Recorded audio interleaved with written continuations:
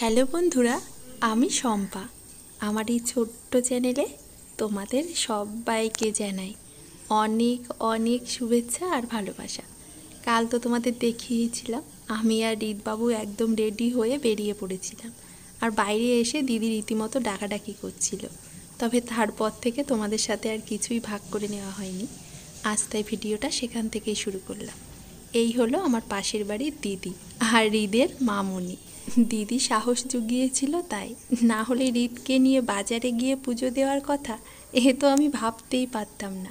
তবে প্রতিবার না আমরা আরও একটু আগে যাই, এবার অনেকটা দেরি হয়ে গেছে জানো তো।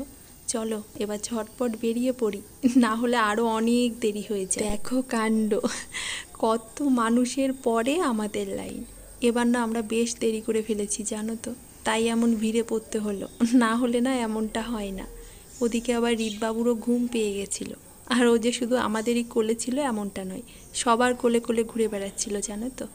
ওই যে এখন যার কোলে ঘুমাচ্ছে আমি কিন্তু তাকে চিনিও না, অথচ কোলে নিয়ে নিল, রিতকে ঘুমও পাড়িয়ে দিল।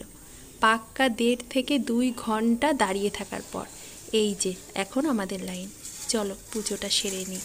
আবার দেখেছো আমাদের পেছনেও কত ভিড় জমে গেছে। চলো ঝটপট পুজোটা সেরে এবার বাড়ির দিকে যাই। ও বাবা, বাড়ি এসে দেখি ভক্তবৃন্দ বসেই আছে প্রসাদ পাওয়ার আশায়। তাই আমার কাছে যে সামান্য ফলগুলো ছিল আমি ওদেরকে দিয়ে দিলাম। কাছে গিয়ে তো একদমই দেব না, ওরা আমাদের কি ভয় পাবে, ওদের ভয়েই আমরা অস্থির জানো তো, পুরো কামড়ে দিতে আসে। আবার বেশিক্ষণ এখানে একদমই দাঁড়িয়ে থাকা যাবে না, তাহলে এখানে একদম হনুমানে ভরে যাবে। ওই দেখো আরেকজনও চলে এলো, চলো এবার ঘরে পালিয়ে যাই। সকালবেলায় ছাদে গিয়েছিলাম আপলোড করতে, এই দেখো গিয়ে দেখি ওই যে ড্রাগন ফলগুলোতে আবারও না সেই পিঁপড়ের উৎপাত শুরু হয়েছে জানো।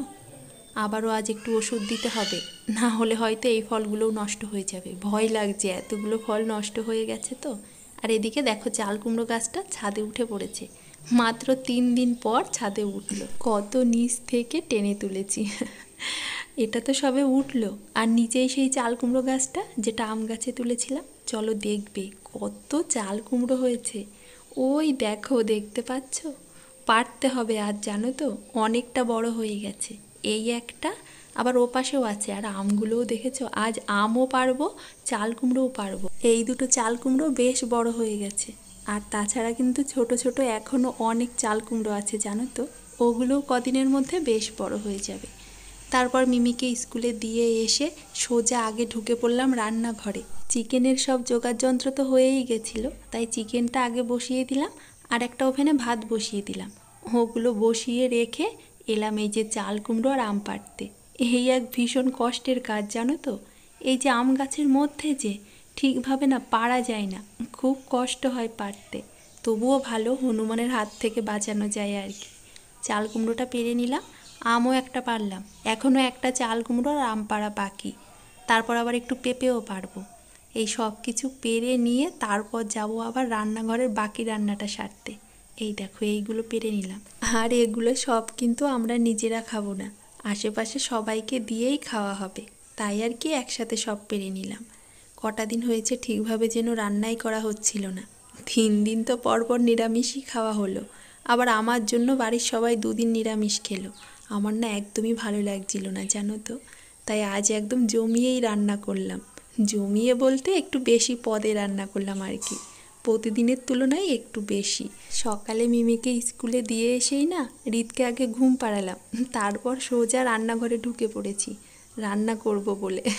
আজ একদম সময় আর সুযোগ দুটোই আমি পেয়ে গেছি, তাই রান্না করতেও বেশ ভালো লাগছিল। এদিকে দেখো চিকেনটাও হয়ে গেছে, আবার এই যে মাছের ঝোলও ফোটা শুরু হয়ে গেছে, মাছটাও দিয়ে দিলাম। সংসারের কাজ না আজ তেমনভাবে কিচ্ছুটি করিনি জানো। রান্নাঘরেই সময় কাটিয়ে দিলাম। আর ওই যে আমখানা পেরে নিয়ে এলাম, ওই একটা আম দিয়ে করে নিচ্ছি আমের টক, আর একটা আম কিন্তু দিয়ে দেওয়া হয়েছে। এই যে আমার রান্নাও কমপ্লিট।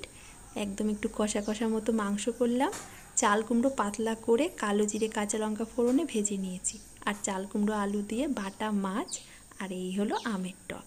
পরপর 3টে দিন খাওয়া হলো নিরামিষ, আবার আমার জন্য বাড়ির সবাই খেলো 2টো দিন নিরামিষ। একদমই ভালো লাগছিল না জানো তো। কাল রাতের থেকেই ঠিক করে রেখেছিলাম আজ একদম বেশি বেশি রান্না করব, যাতে এই যে 2 দিন আমার জন্য নিরামিষ খেলো ওদের হয়তো কোনো অসুবিধা হয়নি, তবে আমার একদমই ভালো লাগছে। তাই সকালে মিমি স্কুলে যাওয়ার পরেই সোজা রান্নাঘরে ঢুকে পড়লাম। রান্না শেষে ঈদকে একটু ফলের রস খাইয়ে চান করিয়ে দিলাম। এখন বসেছি একটু সাজুগুজু করাতে, তারপর ওকে খাইয়ে ঘুম পাড়িয়ে দেব। আর ও ঘুমিয়ে পড়লে আমি যে পদে পদে এত কিছু রান্না করলাম সেগুলোও তো খাওয়াতে হবে আর খেতেও হবে। চলো ঈদকে তাহলে খাইয়ে দাইয়ে ঘুম পাড়িয়ে দিই, তারপর আমরাও খেতে বসবো। আজ তবে ভিডিওটা এখানেই শেষ করলাম। কাল আবারও ফিরে আসবো আরও একটা নতুন ভিডিও নিয়ে।